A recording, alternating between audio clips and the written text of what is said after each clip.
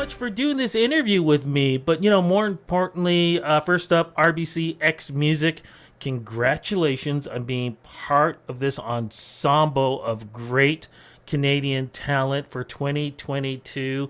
How does it feel being part of this? Because one of the things I love about doing, talking to artists who are part of the first up with RBCxMusic, is the fact I feel like I'm talking to future stars, people who are changing the game, changing the industry, and that it makes it a lot easier when I'm on a red carpet talking to you, because we could always go, hey, remember our interview we did talking about first up? So how you guys feeling to be part of this? Oh, we're feeling really grateful. I mean, anytime that people are willing to support up and coming artists is, something that makes us incredibly happy. And it's just needed, right? Like, artists need all the support they can get these days. So we're just very appreciative. We've met so many cool people. It's been a great year. It's funny you say that. I was actually just talking to another artist just before you guys, and we were talking about, as much as it's great to be on Spotify, the problems in getting, money from Spotify, the fact that sometimes artists like yourselves have to raise ticket prices a certain price because somehow you got to get paid. You're not traveling around for free. It can be really tough on indie artists. Yeah, it really can. Yeah, and it's a huge barrier, I think, for just people being able to keep going. And so, yeah, we've just been really grateful for the support from RBC, and it's been awesome. How They did you helped guys us. get How did you get involved with this? Like, when did you hear about it, and how did you get involved? Well, we've been following RBCX Music for a while because they just do a lot of cool stuff in Canada with a lot of artists that we respect. So we had our eyes on their Instagram. We knew what was up, and so as soon as we saw the program, we were like, all right, gonna apply to that. And then yeah, we got it somehow, and it was honestly a surprise. We kind of like applied for it, and a few months went by, and then you just get the email, and you're like, oh. That's the best. That's the best feeling. When months go by and all of a sudden there's a random email and you're like, oh my god, this is no random email. So, for folks who don't know what it is, what exactly is First Up with RBCxMusic?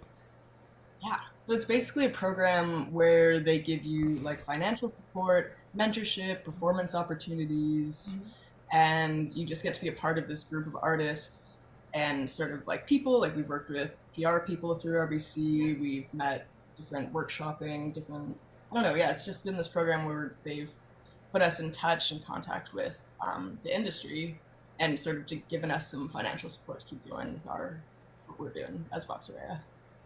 What's been the best experience so far being with this program?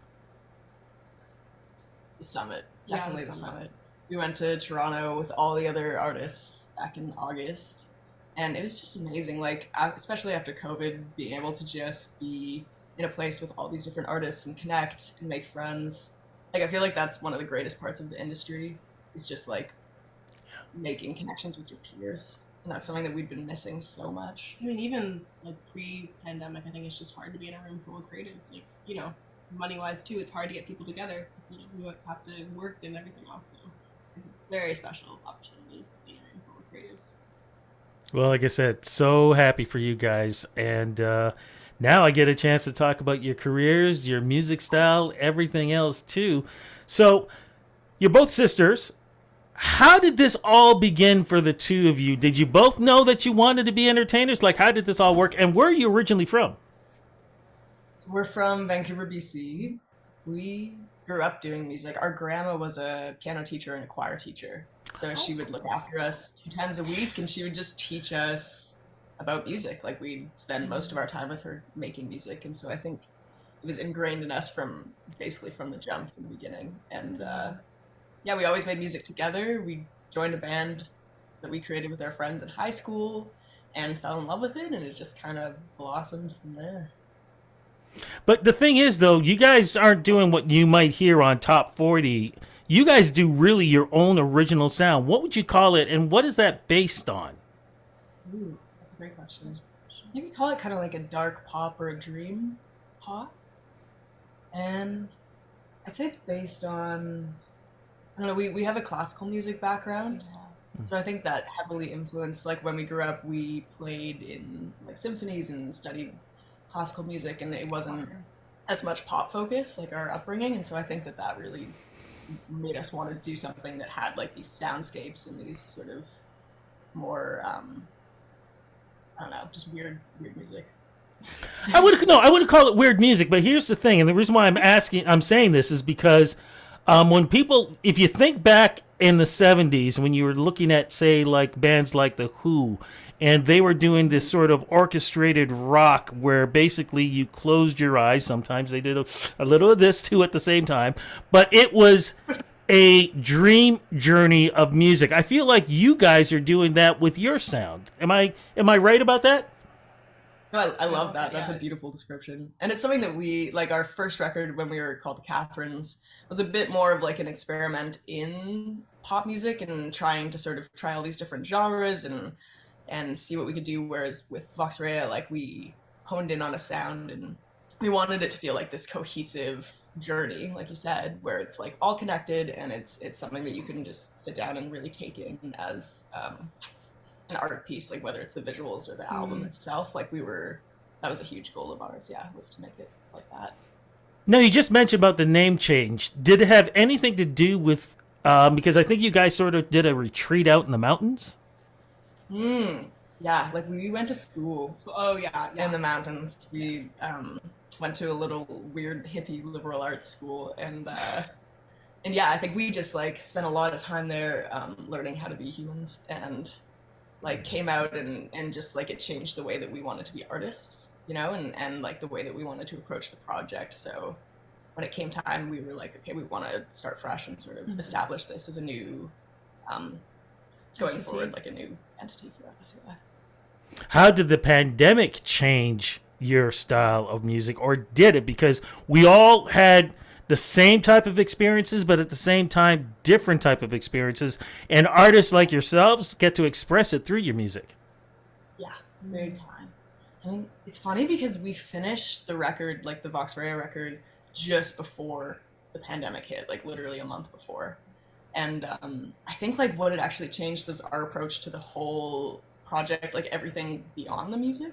Like as a cohesive art project, and that was something we had never put time into in terms of like visuals and trying to hone that back in. So like everything we do now in the project is like coming from us. Yeah, it just forced us to do everything ourselves. Like when we went to make all the art surrounding the album, like the videos, we had all these plans of making it with like big teams and directors the way we'd done it before, and then all of a sudden it was like, okay, no, we're just gonna make it like with our family and our videographer who's one of our best friends, and like it just forced us to do everything that way. And then we discovered that we actually really love doing everything like, small budget, just ourselves, like very limitations. Yeah, it was. And so that sort of like became the thesis for the way that we approach everything. It's just like coming from us, what can we do from our own brains and like with very limited money and resources. I think it surprised a lot of people on what they could do. You're not the first ones to talk about that, and I love that because everybody's always thinking, I need $1 million to, do whatever. And then, as you said, doing these, just really heartwarming, touchworthy pieces, it comes out like it was meant to be. I'm just curious, what you guys did record the audio before the pandemic, you said, right? Yeah, we did. I was going to say lucky, because I was going to ask you, did you end up having to do what a lot of people did, which was basically make their closets become their sound rooms? And no, we were so lucky in that regard. Like we did a lot of writing during the pandemic, and we did all those like Zoom writing sessions and a lot of time spent in our little home studio. But for the record itself, like we were lucky that we got to have like that whole experience of everyone being in a room together for a week and doing it like the old-fashioned way. What does the band name, what does it mean? It's technically ambiguous. There is no meaning to Vox Rea, but if you had to break it down, Vox is voice in Latin, and then Rea potentially, theoretically, is flowing, or it comes from, there's a legal term, mens rea, which is how you measure the guilty intent of someone who's on trial. But yeah, it was also like we mashed these two concepts together into like something that we wanted it to just be like a blank canvas, like something that we felt like before the Catherines had such a specific meaning, like it pigeonholed us as like a girl band and as Just had a lot of history in the Yeah. past. So for us, like Vox Rea, the intent behind the name was just to have it feel like something that we could map our own meaning onto, and that people could do the same too when they see the project. It wasn't like we were giving them what to think from the get. What was it like to hear somebody introduce you guys the first time with that name? Incredibly exciting. Good. And especially post-pandemic, because that's when it first happened. You know, we were in our house for 2 years, and all of a sudden somebody's on the microphone saying Vox Rea. Yeah, we're like, oh, it actually exists. I love it. Yeah. Well, the reason why you guys were on stage was because of music. When we were just talking about this album, what exactly is it? Self-titled? What is the name of the album, and what's the concept behind it, please? Okay, it's self-titled, so it's Vox Rea by Vox Rea. And yeah, it's really just like a record about. I think it's about being in your early 20s, but it's about like freedom and struggle with identity and figuring out your path and self-doubt and that whole journey. That, I mean, it's a human journey. It never ends. But yeah, existentialism would be like, I think, the key word. It's just like the whole mess that's inside your brain, trying to figure out who you are and what you're doing and if you're in the right place. Okay, this is weird to me, and the reason why I'm saying this is because you wrote this before the pandemic, right? Mm-hmm. Hippie school. Okay, because, and here's the thing, everybody was going through that during the pandemic. Did you notice that? Yeah, and it was totally like, that's, I mean, I know artists say this often, but like that is true for us. Like some of those songs got us through the pandemic, or just felt like they rang more and more true. Yeah, so that was definitely the case. Like, I think the pandemic for a lot of people was a whole existential journey, right? And so many people were imagining their identities and who they wanted to be and what kind of lives they wanted to live. So that was definitely something that we continue to resonate with, and just, it's been like an ongoing... It's almost a blessing that happened. I mean, obviously not. There's two sides to it, but thank God, you know. I agree with you on that one. Is there a standout single right now? Ooh, well, we just released one this morning. Julia. Yeah. Which we're really excited about. It's like, it's sort of the start of the next chapter for us. Era, that's so like pretentious. Okay, never mind. Chapter. It's the start of the next era. I want to ask though, what's the video that I saw of somebody swimming or doing the backstroke? What's that one? No, that's Dose Me Up, isn't it? Yeah, I you tell me. Because I watched it and I saw it. Yeah. Yes. Yeah, that's Dose Me Up. There's a lot of swimming and Dose Me Up. Big cold water fans. Was it the two of you in? Okay, you got to explain. Yeah, talk a little bit about the concept on this one and what was it like doing this video. Yeah, so this was the video we were talking about earlier, that it just all fell apart with the producer. So we were scrambling. So it was the pandemic where we had to do it. Yeah, and then so we were scrambling to try and figure out how we were going to do this video on this weekend that we had booked to shoot. So we were on the island, and Vancouver Island. Thank you. And we decided that we wanted to make part of the video just water themed, where there was sort of like these muses, sirens in a body of water. So we went to the local river and put on these dresses and jumped in the river with our videographer with the GoPro, and that's how that was shot, which is pretty insane that a GoPro could get that sort of footage. Like, you would think a tiny little camera would capture that, but it was kind of an amazing experience. Very cold. Also, if you wear clothes while swimming, you will sink. Absolutely sink. So that's something we learned very quickly. Yes. That was good. I think you mentioned, was it cold? Was the water cold? Yeah, it was the. Both. We did both, actually. Yeah, we did it. Very cold. Some shots in a river, some shots in the ocean, but it was. Wow. Yeah, it was amazing though. It was such a cool experience. Like, water's been a big theme in that song particularly, but also on the whole record. In life. Oh, because water flows. Water's endless. Yeah. Even if it dries up, it's coming back. So I think it's a great concept. And speaking of coming back, any chance you guys are going to come back or come to Toronto or in Ontario or anywhere across Canada? What's going on tour wise? Oh yeah, absolutely. Yeah, we have lots of ideas and plans. So the next big thing is we're doing South by Southwest in the spring. So we're gonna be in the States for a little bit. We're gonna go to Texas, which we're very excited about. Never been to Texas. And so we're gonna try to do like a Nashville, sort of southern, eastern United States jaunt, and then I think like we're gonna try to hit the rest of Canada probably later in the spring. Like that's the plan. Any chance you guys will come to any chance you'll come to Canadian Music Week or anything like that in Toronto? Maybe. I hope so. Yeah, you know what? We should look into that because it'd be nice to come back. Cross Now that fingers. you've said it, Blair, we will come. Fantastic. As we are wrapping this up and as we speak, of course, we're only a few, like I probably say about a week or so away from Halloween. So I'm just curious, what were your favorite Halloween costumes growing up? What to wear? I was like a Harry Potter kid. I think I was Hermione Granger like many, many times. She was my idol.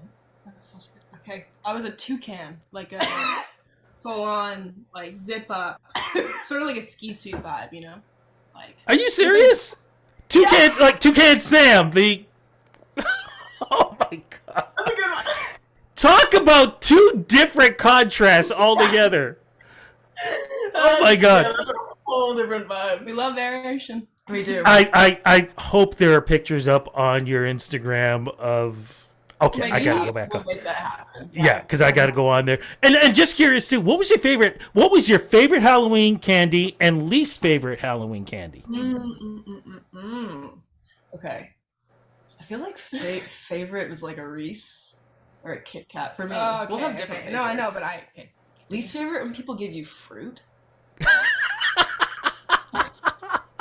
You know, I got like dried what? fish once. Like I You got actually got dried dried fish, fish? like packs. Like I don't know what that even was. Like, Was that supposed to be like a trick? I have no idea. That's Like it was sick. done pretty like, there you go, kid. You should dried fish. You know? Awesome protein. Keeps me going. Yeah, the toucans gotta eat. Omega 3s, baby. Yeah. Wow. I was gonna say Kit Kat, but Yeah, I what's it don't called? know. Kit Kat's a classic. A wafer. Yeah, the little Or tiny Kit Kats. yeah, little Oh, cuties. crunchy. Crunchies or Kit Kats. Let's go chocolate. I love it. Absolutely love it. Look, ladies, thank you so much for this interview. Crossing fingers you do come to Toronto. But congrats on the music. Congrats on the style. Congrats on doing what you can to change the game and be yourselves at the same time.